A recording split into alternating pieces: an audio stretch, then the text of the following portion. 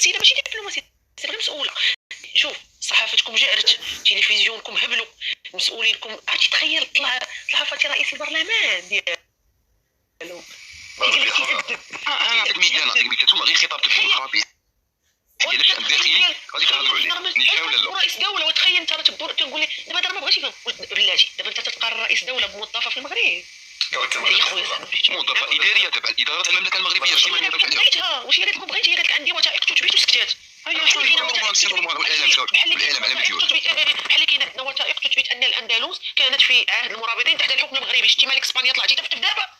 هذه هي المصيبه اللي بيننا وبينكم. كما عندنا وثائق تثبت ان السنغال كانت تحت الحكم المغربي. شتي السنغاليين شدتهم جداره، انتم الوحيدين اللي مرعودين. عرفتي علاش؟ اللي كيشفر شي حاجه كيقيل المرعود نهار. لا كاينه حساسيه ما بين الدوله الجزائريه والمملكه المغربيه.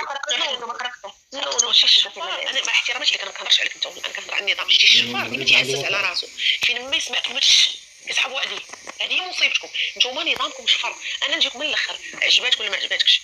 انا بالنسبه لي نتوما تساوون دوله اسرائيل، جوج بكم. هي عايشه على انقاض ارض شفراتها من فلسطين، خدات فلسطين ومن سوريا وحتى من مصر، وانتوما دوله عايشين على اراضي تونس وليبيا والمغرب ومالي. هذه مصيبتكم، شافرين هكوك وعايشين. عندكم حساسيه، اي دوله كتهضر كتجيكم. قالها واحد رئيس تونس، قال لهم بناكل يما بتنفض ليبه. عندكم مشكله اي واحد كيهضر كتفتفوا. عرفتي علاش كتفتفوا؟ لانكم عايشين على الشفره.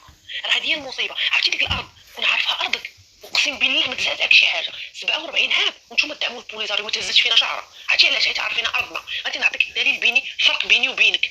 انا 47 عام وانت تتحاربني في صحرائي، تمشي لها تدفل في حوايجك ما تدفل فيها. عرفتي علاش؟ حيت بنيتها بفلوسي.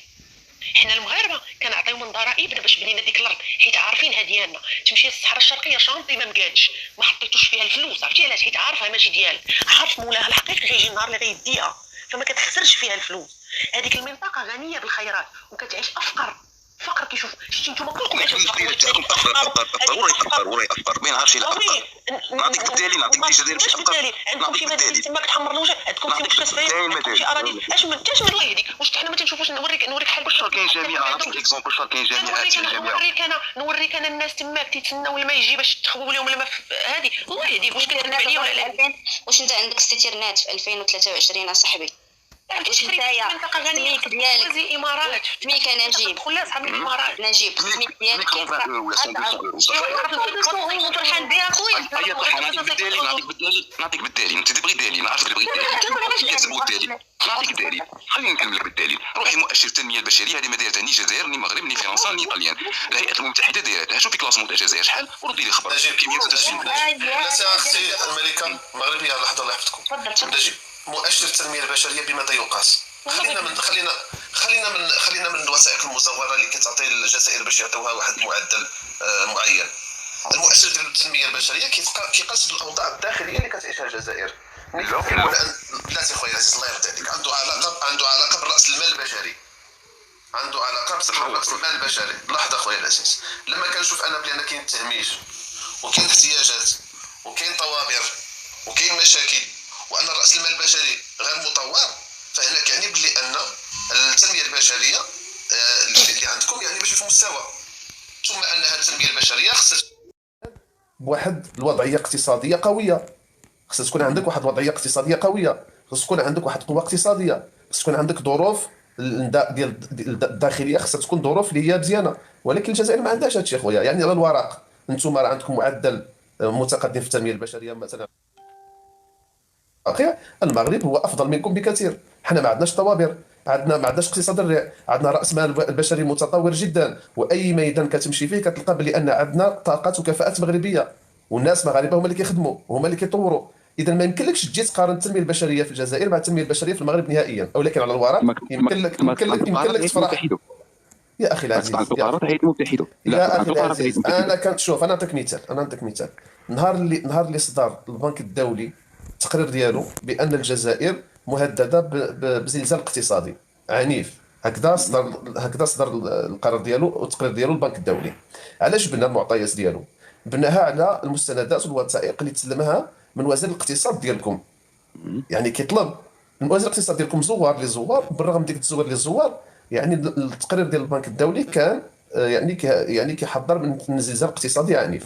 كذلك مؤشر التنميه البشريه، انتم ديك الوثائق اللي كتعطيو، ديك المعطيات اللي كتعطيو، عليها كيتبنى هذا المؤشر، ولكن في ارض الواقع اش كاين؟ في ارض الواقع لا علاقه بالتنميه البشريه، ما عندكم لا راس مال بشري متطور، لا اقتصاد، عندكم مشاكل داخليه، عندكم طوابير، لا قوة اقتصاديه ولا شيء. نعم نجاوبك الاخ، نجاوبك.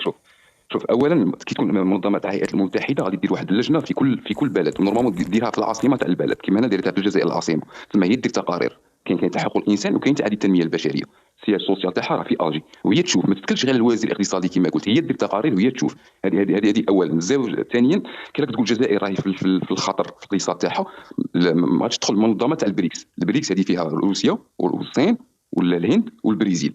ما يخفاش عليك بلي الصين الاقتصاد تاعها قوي، الهند راه عندها اقتصاد قوي. هذه من بين الشروط تاع المنظمه تاع بريكس، يقول لك وكان يكون ليكونومي تاع هذيك البلاد في زون روج ما تبقاش تدخل معنا، خاطر غادي يدير واحد الحلف اقتصادي بيناتهم. لا نجاوب بالحقائق. لا من فضلك على البريكس مجرد طلب قدمته الجزائر، واش وافقوا عليه؟ جنوب افريقيا لحظه اخويا العزيز، جنوب افريقيا الحليف ديالكم هي اول وحده اللي عارضتكم، وانتم باش تكون يعني مقبول انك تكون في منظمه البريكس، كاين واحد المعدل ديال الدخل اللي خصو يكون خصو يكون ما كيقلش على كنظن 400 ألف دولار، كنظن ما عرفتش. لا 400 تحكي على 400 دوك نجاوبك عليها. 400 نعم 400 مليار دولار. لحظه وتم رفض طلبه. لا لم يرفض. لا والله ترفض.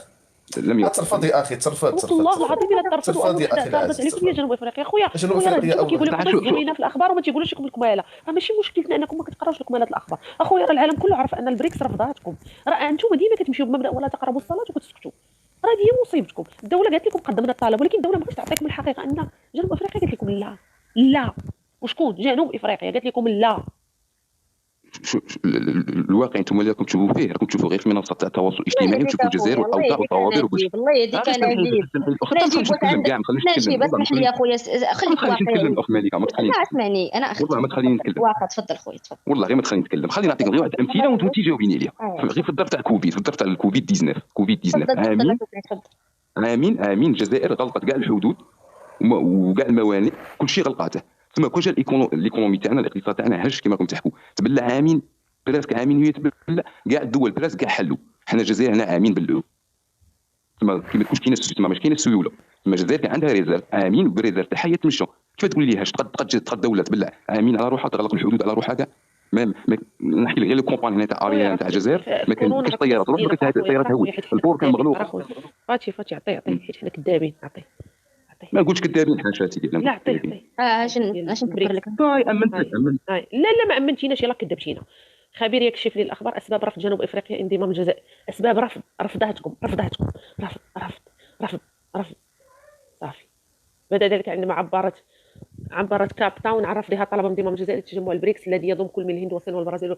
وذكر المبعوث الخاص لوزاره الخارجيه الجزائريه المكلف بالشركات الكبرى ليلي رزوقي في تصريح لصحفي قربي شويه على اليمين ممكن نشوف علي اليسار فوالا هكاك مزيان. نقرا لك. وذكرت المبعوثه الخاصه لوزاره الخارجيه الجزائريه المكلفه بالشركات الكبرى ليلى زروقي في تصريح لصحف جزائريه ان دولتين فقط تساند انضمام الجزائر لهذه المجموعه هي روسيا والصين، والباقي كله كيرفضهم. الباقي كله رافضهم. خويا ما تبقاش ما يخرطوش عليك، راه والله تديرينكم ضحكه. انا مازال جنوب افريقيا قالت لكم لا ما تبقاش تقول لي انا مازال ما شفتهاش هذه الوثيقه، مازال ما شفتهاش هذه الوثيقه، مازال ما شفتهاش. الوثيقه في 2022 الشريف، هذه الوثيقه في 2022 اخويا انت ما شفتيش شغلك هذا. تكلم فينا وتكلم نجيب تفضل. لا سمحتي لي كي قلت لكم منظمه الهيئات المتحده قلتوا لي لا وكاش تقارير وزير اقتصادي، ثم قلت لك اوتوماتيكمون طعنوا في القرارات. جاوبك على شكري لا بصح احكي لي انا احكي لي على يا خويا نجيب نرجعوا غير للكورونا. انا نعطيك واحد التقرير على الوضع في الجزائر بعد ظروف كورونا او في ظل ظروف كورونا. اثرت جائحه فيروس كورونا على الجزائريين بشده، مما ادى الى تفاقم مشاكل الاقتصاد الذي تهيمن عليه الدوله، ويعاني بالفعل من سنوات من انخفاض اسعار النفط والقيود على الاستثمار المحلي والاجنبي وفقا لصحيفه فاينانشال تايمز. قبل الوباء كان ما يقرب من ثلث الشباب الجزائري عاطلين عن العمل، وكان الكثيرون يأملون في التغيير بعد الاحتجاجات الضخمة التي أدت إلى استقالة الرئيس عبد العزيز بوتفليقة في عام 2019. لكن في ظل الاقتصاد غير المتنوع الذي يعتمد فقط على صادرات النفط والغاز واستنزاف احتياطيات العملات الأجنبية، قد تواجه الجزائر قريبا كارثة اقتصادية كما يحذر محللون. وقال مدير شمال إفريقيا في مجموعة الأزمات الدولية ريكاردو فابياني: الاتجاه الاقتصادي سلبي للغاية، هناك أزمة سيولة في البنوك والشركات المحلية في قطاع البناء، وهو أكبر قطاع بعد النفط كان هناك عدد قياسي من حالات الإفلاس. يمكن أن تتجه البلاد نحو كارثة اقتصادية ذات تكلفة اجتماعية باهظة. بحسب صندوق النقد الدولي تراجع الاقتصاد الجزائري بنسبة 6% العام الماضي، لكنه يتوقع نموا بنسبة 2.3% في عام 2021. كان تقرير ديال في ظل أزمة كورونا. على خلفية ارتفاع أسعار النفط كما يتوقع عجزا في الميزانية بنسبة 18.4% من الناتج المحلي الإجمالي. ولمعادلة ميزانيتها قال البنك إن الجزائر بحاجة إلى سعر نفط يبلغ 169.6 دولارا للبرميل، أي أكثر من ضعف السعر الحالي البالغ 72 دولارا. ومع ذلك يقول محللون إنه لا يوجد وضوح بشأن الكيفية التي يخطط بها النظام لاستباق كارثة اقتصادية محتملة. وقال مبروك عيب المحاضر الجامعي ومحلل السياسة العامة في الجزائر: يقول السياسيون إنهم يريدون فتح الاقتصاد والتنويع، يريدون الكثير من الأشياء، هذا ما يدعونه، لكننا في الواقع لا نعرف ما إذا كانت لديهم استراتيجية واضحة لكيفية تنفيذ ذلك. حتى في الوقت الذي أدى فيه انخفاض أسعار النفط في السنوات الأخيرة إلى الضغط على الموارد المالية الحكومية والحد من قدرتها على تقديم المنح وخلق فرص العمل لسكانها الذين يبلغ عليهم الشباب، فقد فشل صناع القرار العسكري في الجزائر أو مقررو القرار كما يعرفون في تنويع الاقتصاد. بدلا من ذلك كانت الحكومات المتعاقبة تحرق احتياطات العملات الأجنبية التي انخفضت من 200 مليار دولار في العام 2014 إلى 47 مليار دولار في العام 2020. والكلام طويل. على العموم هنا كنبين لك الوضع كان كارثي، وكان يعني غادي يسبب كارثة إنسانية في الجزائر. كنت على المحك لولا لطف الله، ولولا يعني ارتفاع أسعار النفط والغاز بسبب الحرب الأوكرانية الروسية وانتهاء أزمة كورونا تقريبا. يعني وحتى الان باقي ما تعافيتوش من هاد يعني الازمه. كنت شوف التقرير اللي داروا قالوا كاين استيماسيون تاع 2.5% نيشان ولا لا.